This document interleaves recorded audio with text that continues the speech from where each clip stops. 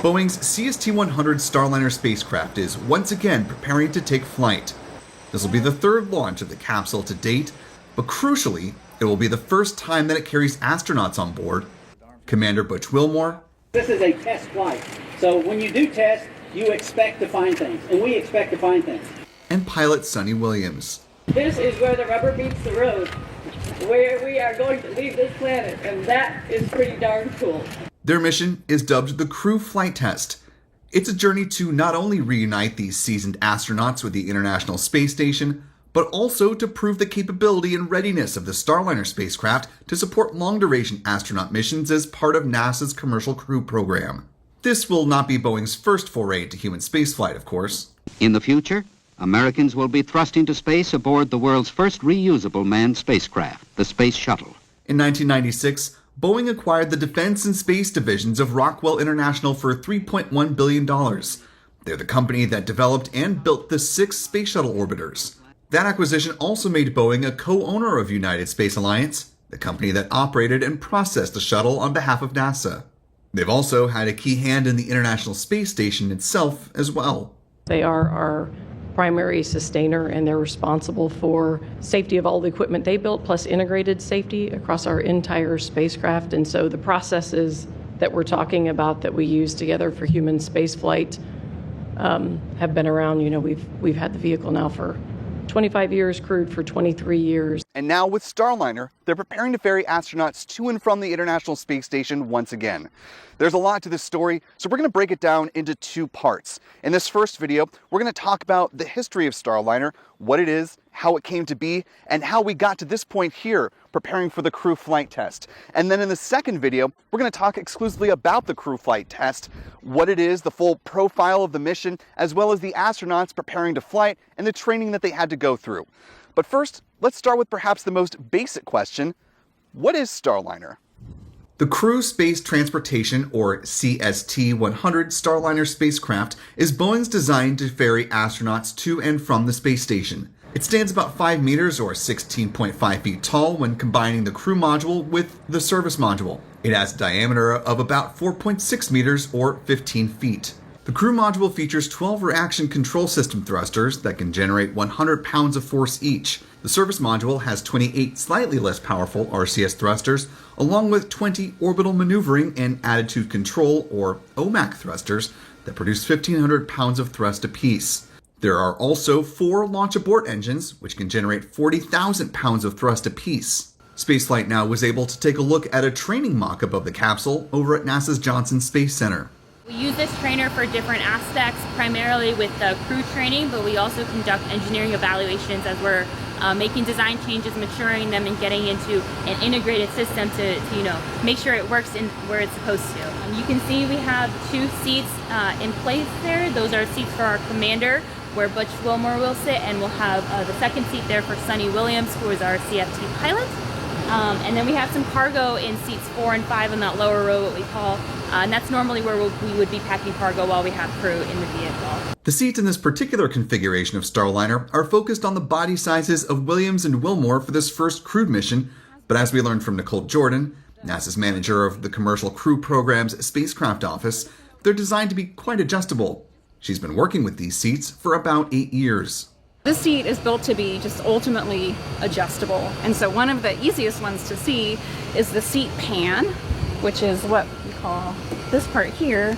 You can see right here that it kind of has a wide range of adjustability, and you can also notice that as you get taller torsos, the seat pan drops, and that way your eye point is kept the same with respect to the displays, and so you're not changing where your eye point is to see the displays as you modify the seat. And that's only one of many adjustments, but it's one of the easiest to see.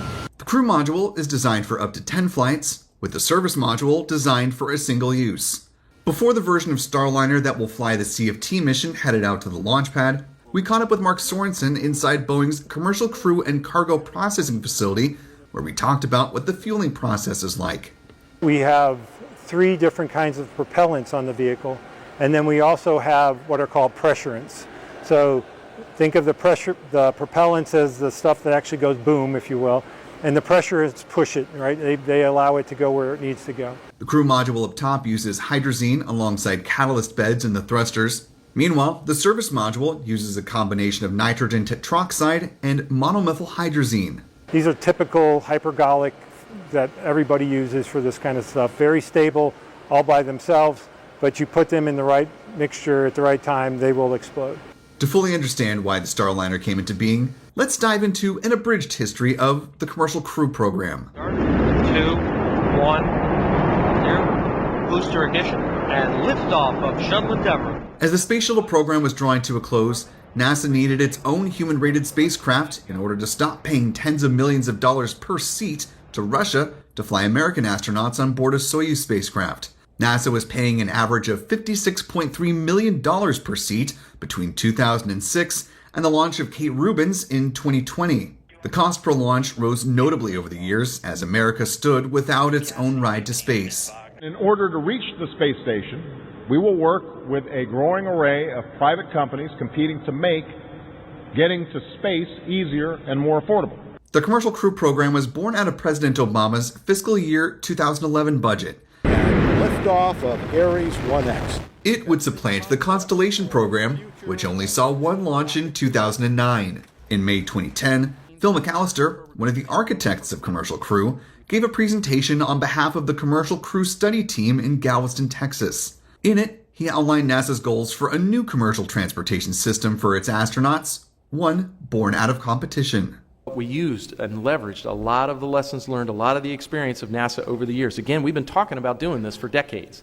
So now we're actually doing it and being able to apply those lessons learned going forward. And if successful, we feel that there are significant benefits. This could really transform human spaceflight for future generations. An initial $50 million of funds from the American Recovery and Reinvestment Act kicked things off in 2010. It was used to fund what was called the Commercial Crew Development Round 1, or CC-Dev-1. Of that, Boeing received $18 million to advance the design of a spacecraft it called the CST-100. The fiscal year 2011 budget came with more money to support CC-Dev-2. That contract awarded nearly $270 million across 4 companies. Blue Origin got $22 million to develop its Biconic space vehicle. SpaceX received $75 million to develop the launch abort engines and life support system for the Dragon capsule. The Sierra Nevada Corporation received $80 million to work on its Dream Chaser spaceplane. And Boeing received $92.3 million to advance the CST-100. 3 other companies received unfunded Space Act agreements. Boeing and Sierra Nevada received an additional $20.6 and $25.6 million respectively by achieving pre-negotiated milestones. There will be no turning back. Once commercial human spaceflight into low Earth orbit is a robust, vibrant, profit-making commercial enterprise with many providers and a wide range of private and public users. This is the ultimate goal and one that I believe unites us all. Where there was not unity was concerning the Commercial Crew budget. The original request by then NASA Administrator Charlie Bolden was for $1 billion annually. It was a point of contention between NASA and Congress, especially for those who saw Commercial Crew as a funding threat to the Space Launch System rocket. Here is just one exchange from a March 2014 House Subcommittee hearing discussing the budget for the Commercial Crew program. The committee would indulge me. I'd ask everybody to think back to my first hearings when I became the NASA administrator. When we started talking about Commercial Crew at that time, we were requesting $1 billion. We requested $1 billion over the next 6 years for a total of $6 billion for Commercial Crew. That was based on my estimate and that of the Augustine Committee that said one provider would cost about $2.5 billion. We multiplied it by 2 and I added $1 billion. So that's how I got to $6 billion. We got 0 the first year. The second year we got $525 million. At the time, we were targeting 2015 for the availability of Commercial Crew. We would now find ourselves months away from launching Americans from American soil, and I wouldn't have to worry about paying the Russians another $450 million. Over time, when I kept coming back to the committee, I said, if we don't get full funding, we're going to slip. I came back finally and said, we have slipped. We now will not have Commercial Crew available until 2017. And we may not have the competition that I need. The committee implored us to down select to 1. We said, please don't make us do that. We need competition. I think this committee and Congress agrees with you. We don't want to be solely reliant on the Russians for human access to space. I mean, we want to launch American astronauts from American soil and American rockets. And, Mr. Chairman, as I said before, budgets are about choices. This committee, this Congress chose to rely on the Russians because they chose not to accept the president's recommendation and request for full funding for Commercial Crew. You can't have it both ways. Well, we're getting away from that. So, I mean, we're not away from it yet one because I don't have a continue to 2050 rely. budget. Congress would once again go on to underfund Commercial Crew. Of the $848.3 million requested for fiscal year 2015, NASA only received $800 million. But the competition did continue, and by September 2014, NASA pared down the companies to SpaceX and Boeing as the awardees of the $6.8 billion Commercial Crew Transportation Capability contract. That would include the value of up to 6 crew rotation flights each to the ISS. The Boeing contract award was $4.2 billion, and the SpaceX award was $2.6 billion. Now, I want to make sure people understand that that contract value is for certification, so full-up certification, development, and certification efforts, including within the RFP, we had a requirement for at least one crew demo, like a demonstration flight to the ISS with NASA crew members on it. There's a maximum of 6 missions under that contract value and a certain contract value amount for special studies. So it's those 3 components are all in those totals that I gave you for Boeing and SpaceX. Through all of the contracts up to this point, Boeing was set to receive $4.82 billion and SpaceX $3.144 billion. For its work on the CST-100, Boeing opted to take over the Space Shuttle Orbiter Processing Facility, which is situated next to the Vehicle Assembly Building at the Kennedy Space Center in Florida. It was converted to the Commercial Crew and Cargo Processing Facility, or C3PF. The space allowed for a staged flow of the work being done on the spacecraft in what engineers would come to describe as a womb-to-tomb facility. We have the privilege of being on the leading edge of human spaceflight. And frankly, it's one of the most important things we do, it's one of the most exciting things we do, and arguably the most inspiring thing we do for the next generation. In 2015, Boeing held a ceremony welcoming press and dignitaries to see the C-3PF and the progress made toward the goal of a 2017 flight. It was also during this ceremony where they publicly named the spacecraft. Please welcome the CST-100 Starliner. Through the development and testing phase, both Starliner and Dragon faced some setbacks that pushed back their launch timelines. Some of these challenges were highlighted in the reports from NASA's Office of Inspector General, as was the case in 2016. While past funding shortfalls have contributed to the delays, technical challenges with the contractor's designs are now driving the schedule. For Boeing, these include issues relating to the effects of vibration generated during launch and issues regarding vehicle mass. A change in capsule design to enable a water-based landing and related concerns that the capsule could take on excessive water have contributed to delays for SpaceX. SpaceX ran into parachute and thruster problems during its development campaign. It had 27 parachute tests, with the final one happening on May 1st, 2020, less than a month before launching its Crew Demo 2 mission on May 30th. For Starliner, back in 2016, Boeing announced the delay of its pad abort test from October 2017 to January 2018, which would ultimately push the uncrewed orbital flight test off of its planned December 2017 date. Teams were finally able to accomplish the pad abort test on November 4th of 2019, and it paved the way for OFT the following month. 2, 1, and liftoff. A big milestone came with the first orbital flight test on December 20th, 2019. The spacecraft flying on this mission was the third of 3 Starliner capsules developed. The mission began as intended with the liftoff of the Atlas V rocket at 6:36 a.m. Eastern from Cape Canaveral Space Force Station. However, not long after spacecraft separation, an issue became abundantly apparent. There was a problem in the software controlling the internal timer of the spacecraft that caused it to think it was much further in the mission than it was in reality. And that caused it to perform maneuvers at the wrong time and ultimately miss the orbital insertion burn. You know, we build the spacecraft right here at the Kennedy Space Center, and of course I went by before coming here to address the team. And yeah, these are passionate people who are committing a big chunk of their lives to put Americans back in space from our soil. So it's disappointing for us. But that doesn't mean we're not going to diagnose it, figure out what the right thing to do to go forward, whether it's what kind of next flight test we fly, and keep going.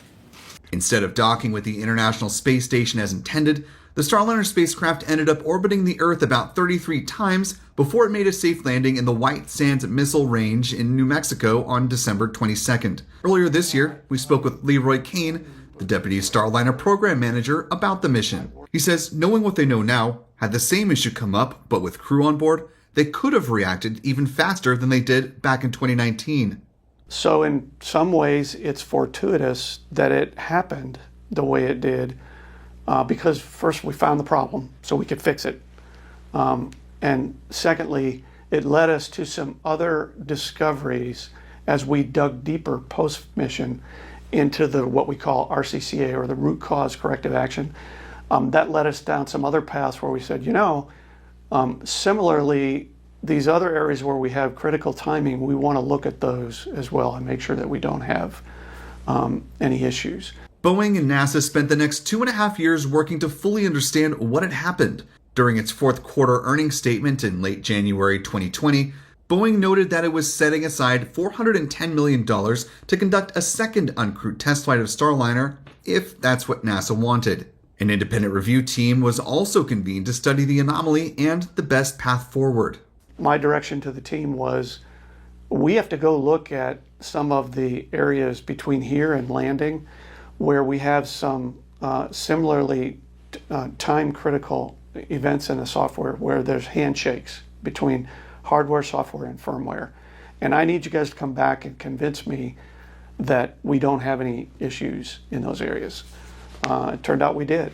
Through the analysis of the jointly led NASA-Boeing Independent Review Team, or IRT, 3 primary concerns were identified from this first test flight. Number 1, an error with the mission elapsed timer caused it to be off by 11 hours, which means the spacecraft thought it was in the wrong part of the mission after separation from the rocket's upper stage. Number 2, there was a software issue with the service module disposal sequence that, if left unchecked, could have caused the service module to collide with the crew module after separation. However, a software patch was uploaded to prevent this. And number 3, there was an intermittent space-to-ground forward link issue, which made it difficult for the flight control team on the ground to control the vehicle and send it commands. After we got back on the ground safely and we started to look more closely, it led us to ultimately a conclusion that we had not done enough what we call integrated hardware-software integrated testing in our laboratories. As part of our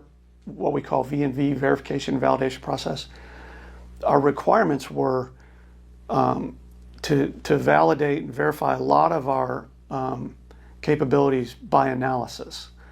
Much of it by test, but many things all by analysis. And as it turns out, we decided by analysis for some of these things wasn't good enough. And we weren't happy with that anymore.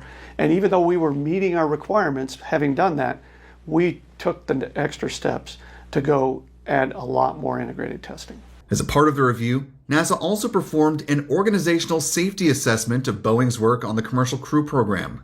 During a March 6 teleconference, Doug Lavero, NASA's then Associate Administrator for Human Spaceflight, discussed 61 corrective actions that Boeing needed to take. However, he stopped short of saying that a second test flight would be needed.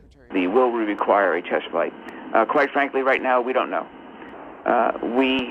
The findings and the corrective actions that Boeing has laid out, they have to now come back to NASA with a plan of how they're going to go ahead and address all of those. That plan will have a schedule. It will have all of the technical aspects to it. It'll have all the details of when and how they're going to go ahead and address them. And then NASA will evaluate that plan. We'll evaluate the results of their work. We will do our own inspection of the results of their work. And then we'll be in a position to decide whether or not we need another test flight or not. In April 2020, Boeing announced that it would, in fact, be flying a second uncrewed demonstration of Starliner. We have chosen to refly our orbital flight tests to demonstrate the quality of the Starliner system, Boeing said. Flying another uncrewed flight will allow us to complete all flight test objectives and evaluate the performance of the second Starliner vehicle at no cost to the taxpayer. In July 2020, NASA provided an update on an independent review of OFT. It gave 80 recommendations for both NASA and Boeing to address issues regarding the software and oversight of the review process. NASA officials reiterated the hope to fly OFT-2 in 2020, but it would depend on Boeing's readiness and the space station's availability. SpaceX, meanwhile, was preparing to fly its first operational mission in November 2020 after the success of its crewed Demo 2 flight in May of that year. By August 2020, Boeing declared it was making, quote, excellent progress towards OFT-2.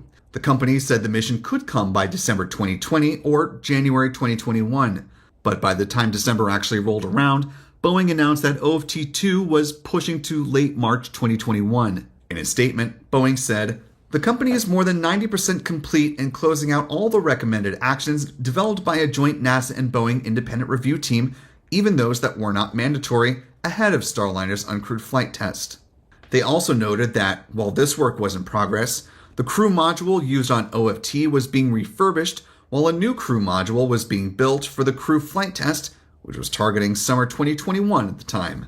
In February 2021, a new OFT-2 launch date was announced, April 2nd. The 8-day delay from March 25th to April 2nd came after a power surge damaged some of Starliner's avionics during testing. But in March, the launch date came under some uncertainty, and in mid-April, the date was pushed again, this time to the August or September timeframe. In a statement, Boeing said it would be mission ready in May if there was an earlier opportunity to launch. But they were challenged by the availability of the ISS, ULA's Atlas V launch pad, and the Eastern Range. As luck would have it, they were able to find that window of opportunity on July 30th, 2021, and now it was all starting to feel tangible. The Starliner spacecraft was rolled out of Boeing's commercial crew and cargo processing facility to meet up with its Atlas V ride to space. It was stacked on top of the rocket and rolled out to the launch pad, but then an issue with Russia's Nowcom module thruster on the ISS caused the launch date to shift to August 3rd.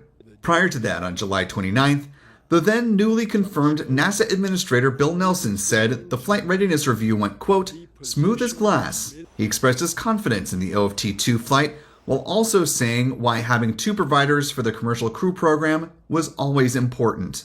Competition is good, not only for the obvious reasons that it brings about the most efficient, productive, and cost-effective work product, but what it does, it gives you a backup. The proof's in the pudding.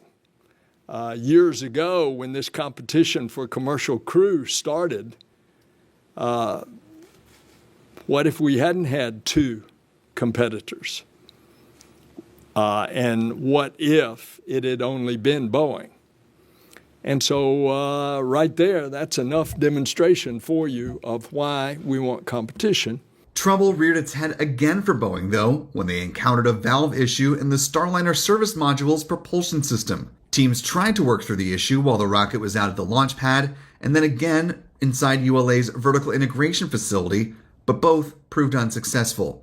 Boeing made the call to return Starliner to the C-3PF on August 13th. In a teleconference with press in October of 2021, officials said the launch was being delayed until sometime in the first half of 2022 to allow more time to work on the valve issue. We looked at the options of how to go forward, and we felt the best path was to proceed with the current service module. By keeping the same service module and crew module configuration, it's putting us somewhere in the first half of 2022. And, of course, that's pending spacecraft readiness, the availability of the Atlas V, getting a date on a range, and, of course, working with our ISS partners to ensure that we've got a port to dock. Boeing noted that it was going to take some of the impacted valves to conduct thorough testing at multiple NASA centers, and they said it was unclear why they were having an issue now. We have seen this propulsion system work successfully. It's the same propulsion system that we used during our service module hot fire, as well as our pad abort test, as well as OFT-1, and had not seen any of these issues. So there was no reason to believe that we would have a concern here. Despite what Vollmer said in October, by mid-December, Boeing decided to take the service module that was going to be used for the crew flight test and instead move it up to the OFT-2 mission. The move would allow Boeing an opportunity to finally launch the OFT-2 mission in May of 2022. After extensive analysis, the company concluded that moisture got into the oxidizer isolation valves and caused corrosion. As NASA and Boeing finally approached the OFT-2 launch day, Mark Nappy, the VP and Program Manager for Boeing's Commercial Crew Program Office, said they'd done extensive work to understand and mitigate the valve issue, at least in the short term. We do have root cause. We know that these nitrates, which are the type of corrosion particles that form inside the valve that made it stick, are formed through the chemical reaction of aluminum, which is the body of the valve is made of, the NTO, which is the propellant that we use, and some moisture getting into the system. So the trick for this flight was to eliminate that moisture and make sure that it doesn't cause those nitrates to form. And with those changes in place, and liftoff. The OFT-2 mission finally launched on May 19th, 2022. And importantly, they were able to make it through the orbital insertion burn and begin the journey to the ISS. But as this was a test flight, some issues did crop up after spacecraft separation. 2 thrusters failed. The first one had fired. It fired for a second and then it shut down. The flight control system did what it's supposed to, and it turned it over to the second thruster. It fired for about 25 seconds, and then it shut down. Again, the flight control system took over, did what it was supposed to, went to a third thruster, and we had a successful orbital insertion. The day after launch, Starliner made its approach and finally docked with the ISS. It looked beautiful coming in, and it was just really special to get to see it come out there, and it was, once it parked out there on the doorstep for a little while, it was almost like it was just giving us a chance to admire it for a little bit longer before finally coming into dock. After spending a handful of days on orbit, Starliner undocked from the orbiting outpost on May 24th and landed in the sands of New Mexico on May 25th, bringing OFT-2 to a close. In a post-landing briefing, Steve Stitch, NASA's manager of the Commercial Crew Program, described some of the similarities between OFT-2 and SpaceX's uncrewed Demo 1 back in March 2019. We had challenges between Demo 1 and Demo 2 that people may forget about. We had a major redesign of the propulsion system between Demo 1 and Demo 2. I don't see that here on what we saw on this flight. Between Demo 1 and Demo 2, we did a redesign of the parachute system on Dragon. Again, I don't see that here on Starliner relative to these parachutes. We've worked with Boeing and done numerous drop tests. The parachutes perform fine. Now, 2.5 years after its first orbital flight test, Boeing was finally looking at its first astronaut mission to the ISS, the crew flight test. After returning the OFT-2 Starliner spacecraft to the Kennedy Space Center in June, by August 2022, NASA and Boeing announced their intention of launching the crew flight test in February 2023. That was pushed back to April, though, in order to accommodate the ISS schedule for things like the docking of the SpaceX Crew 6 mission, the last of its original contract. The makeup of the crew flight test changed notably since Boeing astronaut and mission commander Chris Ferguson withdrew his name in 2020, citing family considerations. I'm deeply committed to human spaceflight. I'm dedicated to the Starliner program, and I'm passionate about the team that has built her. But next year is very important for my family. I have made several commitments which I simply cannot risk missing. I'm not going anywhere. I'm just not going into space next year. The Boeing team has been very understanding. The crew is doing wonderfully, and thank you for your understanding too. We'll delve more into the full evolution of the crew in our next video, but Leroy Kane said in the run-up to CFT, Boeing was moving into doing some great work with the final crew selected for the mission, NASA astronauts Butch Wilmore and Sonny Williams. In that time frame is where we really ramped up the crew engagement. Our plan was always that we got about a year or 18 months before when we planned to launch CFT, we would have more regular flight crew engagement with the larger team. They'd always been there and working behind the scenes, but more engagement with the larger team to include a lot of these large integrated activities that we do where we have the Boeing Mission Control Center, United Launch Alliance Control Center at the ASOC in Florida, the flight control team here in Houston, our mission support team here in Houston. We have these very large integrated activities that the crew was now part of. At the end of March, NASA and Boeing announced yet another delay to the mission, this time to no earlier than July 21st, 2023. In his remarks, Steve Stitch said they were still going over the abort procedures, and he added that there was also still work needed to be done to validate the data for the parachute system on board Starliner. At this time, there's really no issues or concerns with the parachute system. The parachutes are installed in the vehicle. They're in good shape. It's just a matter of going through all that data and looking at the data and making sure we're really ready to go fly safely. He noted that they would also perform one last ground test that involves the chutes connected to the forward heat shield cover. It is used to actually remove the cover off the very top of the Starliner spacecraft that then exposes the other parachute systems to deploy.